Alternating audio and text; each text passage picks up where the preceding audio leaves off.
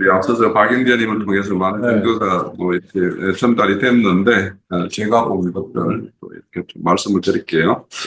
우선은 이제 오늘 이제 14절부터 말씀을 보는데, 14절에 보면 오만한 자 이렇게 나오는데, 이 오만한 자들의 어떤 정상이 어디에 이렇게 되어 있나 하면 9절에서 13절 사이에 이제 기록되어 있는 이대로 실행하는 자들을 이제 오만한 자들이라고 이야기를 해요.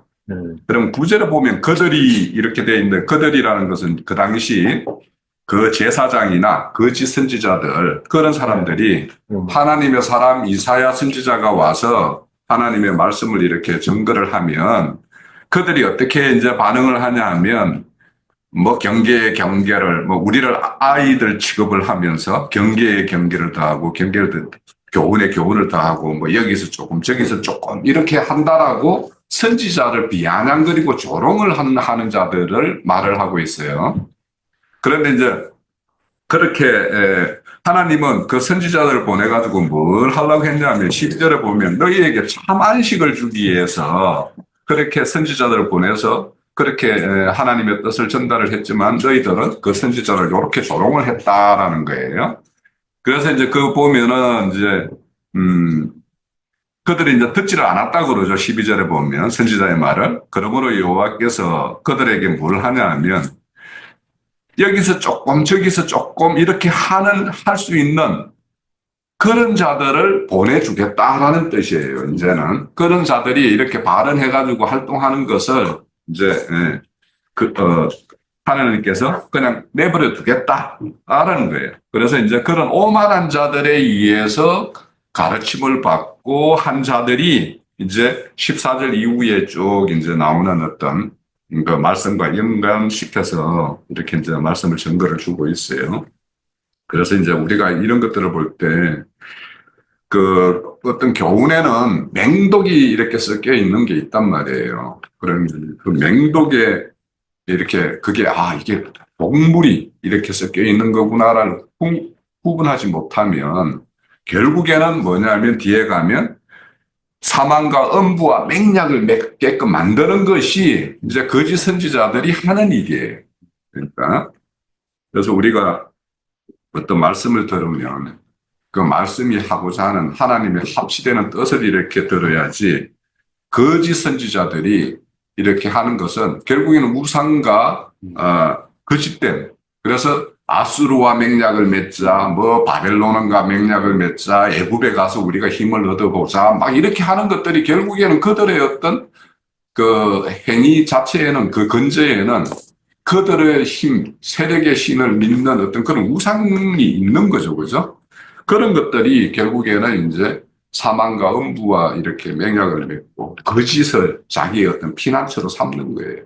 그래서 그 사람들은 이제 이 말씀의 뜻은 사망과 음부와 이렇게 맹약을 맺었다라는 말은 어떤 재앙이 오더라도 우리 어떤 하늘에서 준 어떤 천수를 우리는 다 할 수 있다라고 이렇게 거짓으로 이렇게 속이는 거죠. 그래서 이제 여기서 속임이라는 거는 결국에는 이제 아수르를 동원할 때는 애굽의 힘을 뭐 빌려볼까, 바벨론 힘을 빌려볼까, 이렇게 하는 것. 이런 것들이 다 속임이라는 거예요. 그러니까 우선 하나님이 그들을 심판하기 위해서 했는데 이 심판만 벗어나면은 우리는 천수를 넣을 수 있다. 그래서 사망과 음부가 우리의 어떤 주어진 생명 동안 다 무탈하게 살 수 있다. 이렇게 이제 생각을 하는 것에서 이제 비롯되어서 이제 그들이 이제 그런 어떤 이기에 대한 하나님의 어떤 심판에 대한 그런 어떤 인식을 가지고 있는 것이죠. 그래서 우리가 이런 어떤 하나님께서 우리에게 주시고자 하는 참 안식이라는 것은 실질적으로 그 안식에 그 주님께서 이렇게 이끄시고 하는 길을 가다 보면 오히려 육체에는 고달픔이 있을 수 있어요.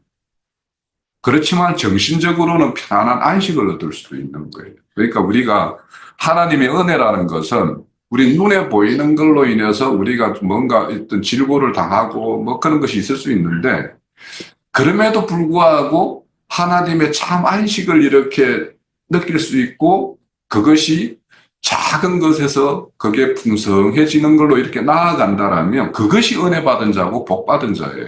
그래서 하나님은 그런 안식을 이제 주시는 분이기 때문에 우리가 눈앞에 보이는 어떤 뭐 세상적인 것, 이런 것들에 의해서 우리가 안식을 얻는다라면 그 안식은 가짜이고 거짓 피난처란 말이에요.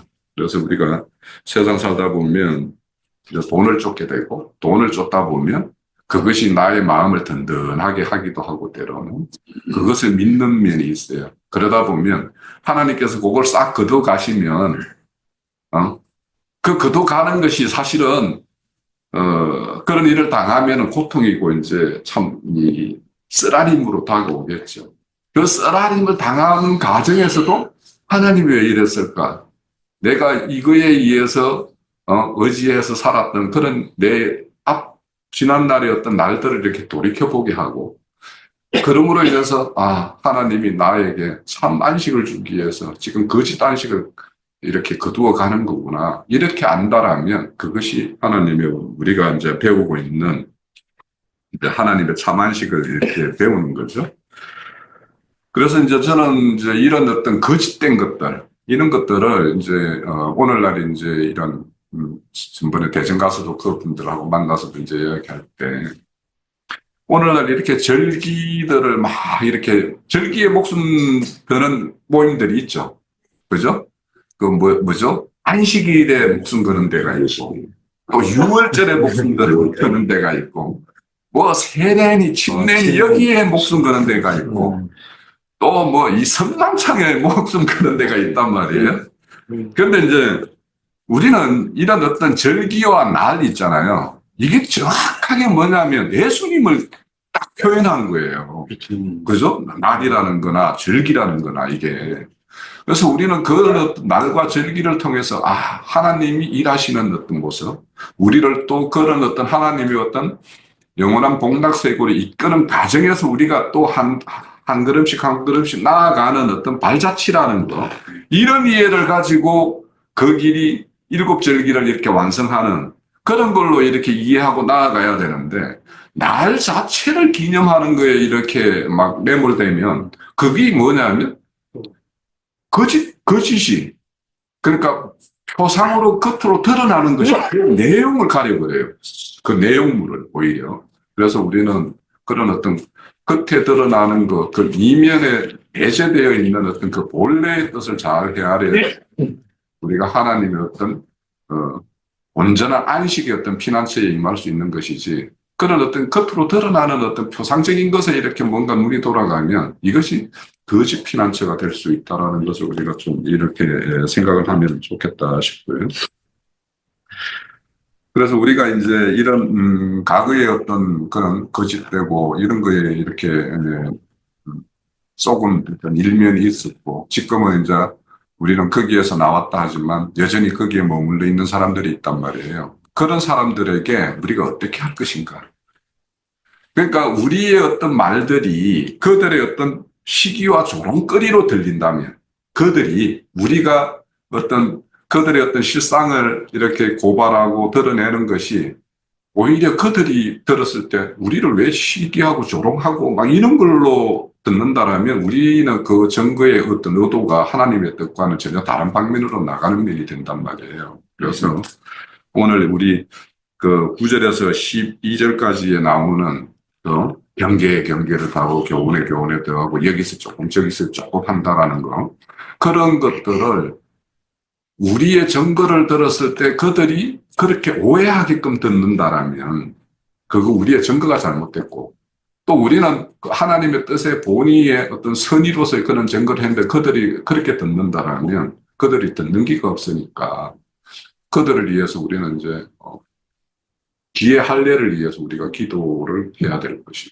우리가 그래서 그런 것이 결국에는 이제 16절에 보면 한 돌 이렇게 기초돌 이러잖아요. 그러면 기초돌 위에 건축되어 가는 것인데 건축은 나 혼자만 건축되는 게 아니에요. 또 우리가 여기 여기 있는 사람만 건축되어서도 안 돼요. 그러면 다른 사람들도 여기 건축에 이렇게 참여할 수 있게끔 하기 위해서는 그들이 이렇게 다듬고 이렇게 매무시가 되어야 될 어떤 그런 부분들을 우리는 하나님께 구하고 우리가 하나님의 뜻을 이렇게 그들이 오해하지 않게끔 전달하여서 그들이 우리의 어떤 뜻을 이렇게 잘 조금씩이라도 이렇게 받아들이게끔 하는 것. 이런 것이 우리의 어떤, 일이고. 그런데도 끝까지 이제 완악한 거. 뒤에 가면은 뭐 대해양, 소해양 뭐 하는 거 있잖아요. 그래서 만약에 수레바퀴에 갈아야 될 것이 있으면 그런 자들에게는 우리가 쳐서 말을 해야 되는데 그렇지 않은 자들에게는 막대기로 살살살살 이렇게 하는 것이 우리의 어떤 전도 방법에서도 이제 우리가 적용돼야 될 부분이라고 생각이 돼요. 네. 자, 여기에 이제 한돌이라는 거는 하나님께서 이제, 여기 한돌이라는 거는 하나님의 말씀이 한돌일 수도 있고, 그죠? 그러니까 또 이 말씀이 이제 깨우쳐서 그 어떤 심령이 성전이 된 것이 하나의 기초가 될 수도 있고, 또 그 성전된 우리 지체들이 모여서 한 무리를 이루었을 때 그것이 한 민족이 되고 한 나라가 되고 뭐 이런 것이 이제 되어가는 것이 이 한돌의 기초돌이 세워지는 어떤 기본적인 목적이에요. 그런데 그것에 반하게 되면 이 돌은 남에게는 시험하는 돌이 되고 걸림이 되는 돌이에요. 그래서 그러면 누구에게 걸림이 되고 누구에게는 기초돌이 되는가? 그러면 하나님의 말씀에 의지해서 이렇게 자기 인생을 경영하는 사람에게는 기초돌이 되고 머릿돌이 되고 모퉁이 돌이 되지만 자기의 인간 생각을 내려놓지 못하고 그것에 의해서 남이 하나님의 어떤 진실된 증거를 들을 때 조롱하고 뭔가 이런 어떤 그런 감점을 거기에서 벗어나지 못한 사람들에게는 시험하는 돌이 되고 그들을 넘어뜨리는 돌이 돼요. 그래서 이 한돌은 다니엘서의 2장에 보면은 치는 돌로 나와요. 그러니까 이거는 내 안에 우상과 뭔가 하나님 외의 것을 의지하는 뭔가가 있으면 그것을 반드시 치는 돌이에요. 네. 그래서 그걸 깨부수는 돌이기 때문에 이 아픔은 우리 인생 가운데서 우리 어떤 구원을 이루는 어떤 면에서는 반드시 우리가 그거에 의해서 침을 당하는 부분이 있어요. 아마 그게 다 각자에게는 누구에게는 그 여자의 어떤 사건, 누구에게는 금전적인 사건, 여러 가지 모양으로 그 사람 안에 하나님 외의 것에 이렇게 경도되어 있는 부분이 있으면 그것을 바로잡기 위해서는 치는 돌이 역할을 해요. 그래서 이런 침을 당하는 것은 아까 박영재님도 감사로 받아야 된다고 그러는데 침을 당할 때는 분명히 쓰라림이에요. 분명히 아파요. 아프지만 그런데 하나님의 어떤 음성에 귀 기울이고 하나님의 행사에 이렇게 뭔가 염두에 두는 사람은 그 쓰라림과 아픔 가운데서도 하나님이 나에게 어떤 나의 모습을 이렇게 드러내시네. 자기만이 알고 있는 뭔가가 있는 거예요. 맞아요. 그죠? 네. 그거는 나 역시 그렇고. 그래서 저는 이제 하나님의 어떤 뒤에 보면 행사가 기묘한 어떤 그런 걸로 이렇게 표현하는데 하나님은 우리보다도 우리 자신에 대해서 더 잘 아시는 분이고 그러니까 우리가 세상에 빠져 있을 때 그렇게 우리가 교만하려고 한 게 교만이 아니었잖아요.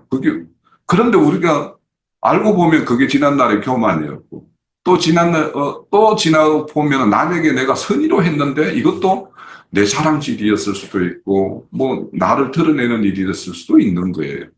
그래서 그런 것들에 대해서도 이제 그런 하나님의 어떤 일하심을 이렇게 볼 수가 있죠.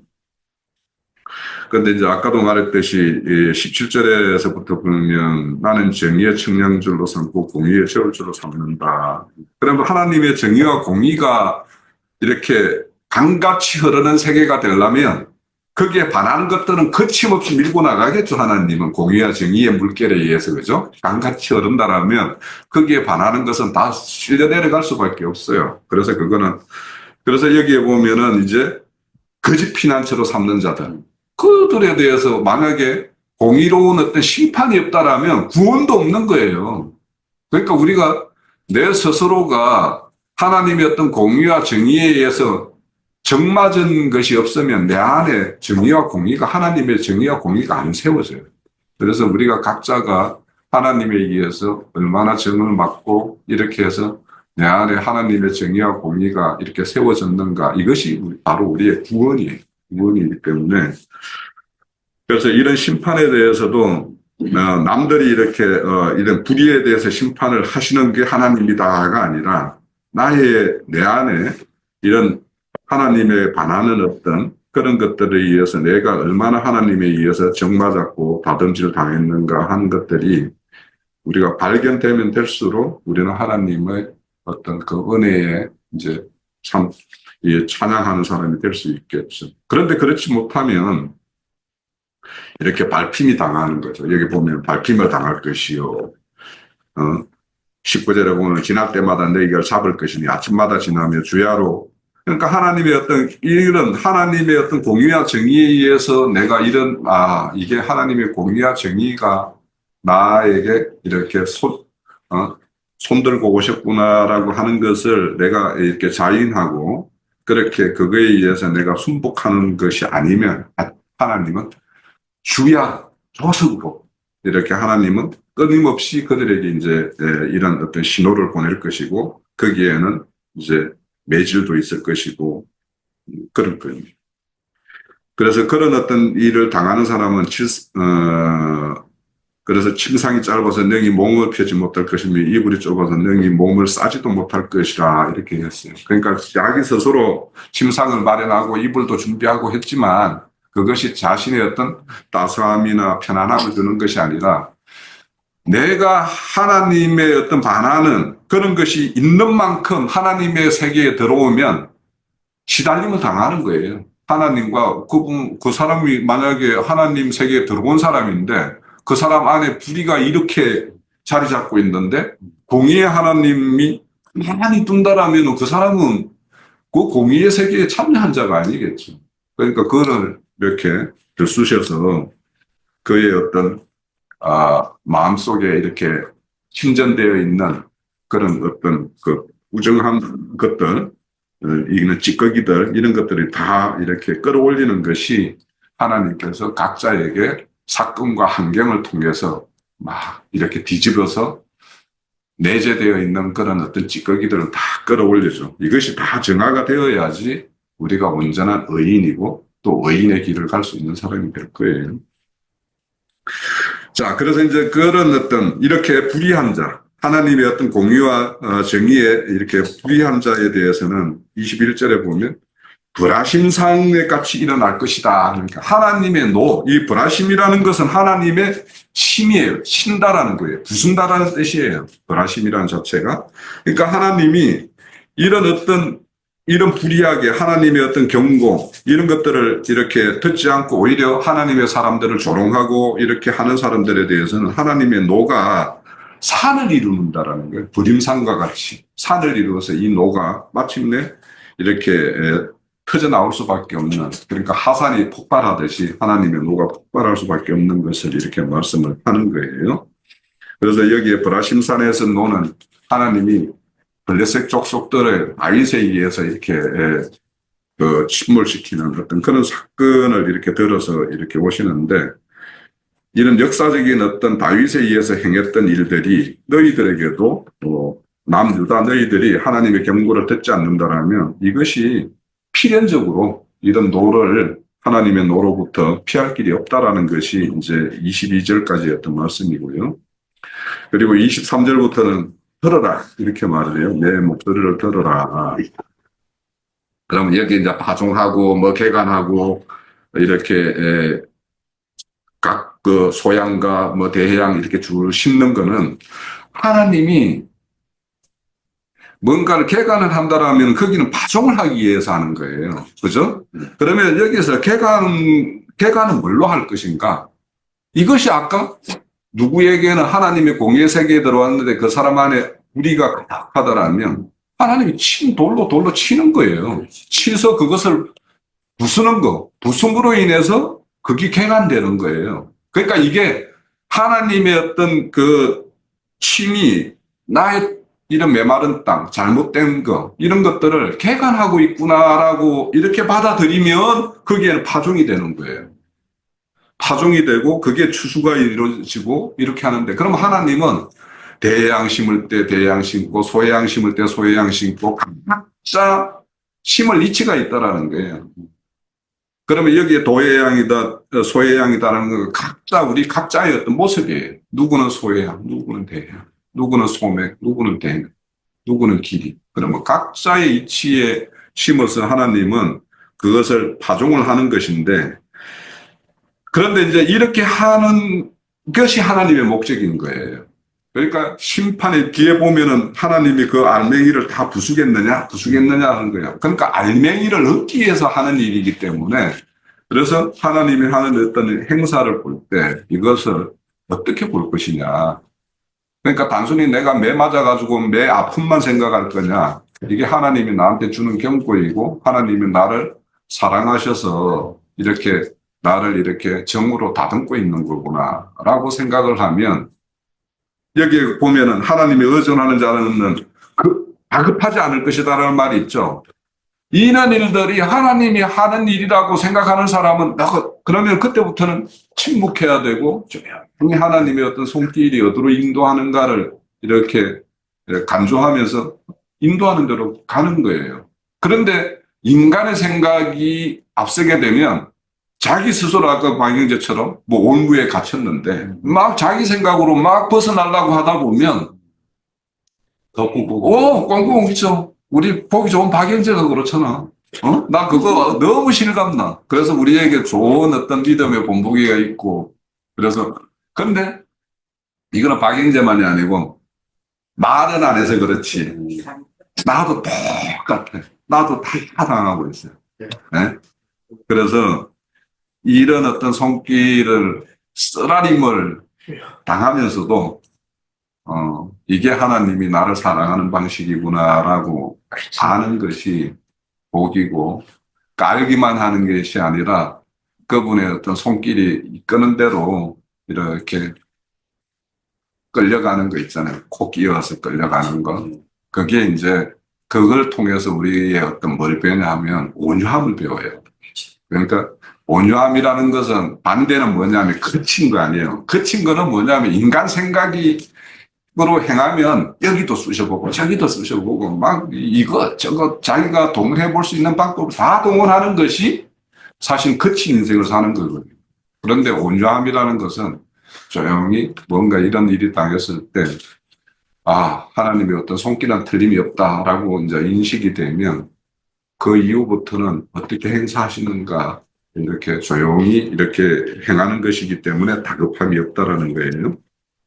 그래서 거기에 보면 이제 이 추수하는 방법에도 그렇죠. 이게 여기에 돌이깨질이다 이런 것들이 결국에는 우리 인생에서 이렇게 당하는 어떤 사건들이에요. 그리고 또 하나님, 또 지혜 있는 사람은 하나님 말씀에 의해서 침을 받는 것이고, 내가 하나님 말씀에 의해서 내 양심에 이렇게 막 찔림을 받는 거, 이런 것들이 다 돌이깨질인데, 그러니까 완악하고 그런 사람에게는 여기 반드시 수레바퀴로 뭐 아니면 짐승의 발 밑에 밟히는 어떤 그런 어떤 그 하나님의 어떤 행사가 있을 것이고, 순전하게 우리가 이렇게 참깨나 이런 거는 톨톨톨톨 털잖아요. 그죠? 그런 것처럼 그냥 순수하게 하나님의 어떤 그 일에 손들고 나오는 사람에게는 가벼운 걸로 이렇게 하는 것이 하는 일이고, 이거는 두 가지 우리가 23절에서부터 쭉 이렇게 농사 짓는 어떤 법으로 이렇게 하는 거는 두 가지로 봐야 돼요. 구원의 방법에서도 이렇게 하시고, 심판을 이렇게 지금 여기들은 하나님이 심판의 경고를 하는데도 경고를 안 들어요. 그러면 하나님이 이렇게 경고했으면 이게 이제 개간의 일이라면 반드시 파종하는 거는 그러면 매를 들고 진짜 하나님이 뭔가 징계 수단으로 오는 거예요. 그래서 구원의 방면에서도 이렇게 하나님은 하나님의 어떤 그런 그 선의로서 이렇게 진행시키는 방면이 있는가 하면, 불의한 자에게는 또 개간했으면 반드시 너 경고했어? 안 들어? 그러면 이제 매질이 오는 거고, 이런 것이기 때문에 우리가 심판과 구원이라는 두 방면으로 이 주수법에 대해서도 우리가 교훈을 받아야 되는데, 그래서 이제 29절에 보면 여호와께서 난 것의 경영은 기묘이며 지혜라고 말하는 것은 우리가 심판 면에서 또 구원의 면에서도, 그래서 우리는 가능하면 이 모든 하나님이 행하시는 걸 구원의 방면으로 말씀을 받고 구원의 방면으로 이렇게 이해를 가지고 그 방면으로 이끌림을 받는 그런 것이 오늘 이제 되어야지. 오늘 왜 이렇게 28장부터 이제 히스기야 시대라고 내가 그랬잖아요. 아하스 시대에 대한 말씀은 이제 27절까지 끝나버렸고 28장부터는 히스기야 시대로 왔어요. 그러니까 선한 왕인 히스기야 시대이니까 이런 하나님의 어떤 그런 겉면의 말씀, 지혜의 말씀을 이렇게 주시는 거니까 우리가 앞으로 이제 그 히스기야 시대 때 하나님께서 일을 하시고 또 거기에 반응하는 그런 왕, 히스기야 왕의 어떤 행사 이런 것들을 앞으로 잘 이렇게 살피면 어떤 자에게는 이런 말씀이 복이 되고 어떤 자에게는 걸림이 되는가 이런 것들을 우리가 볼 수 있을 것 같아요. 오늘 제가 증거하는 말씀 마칠게요.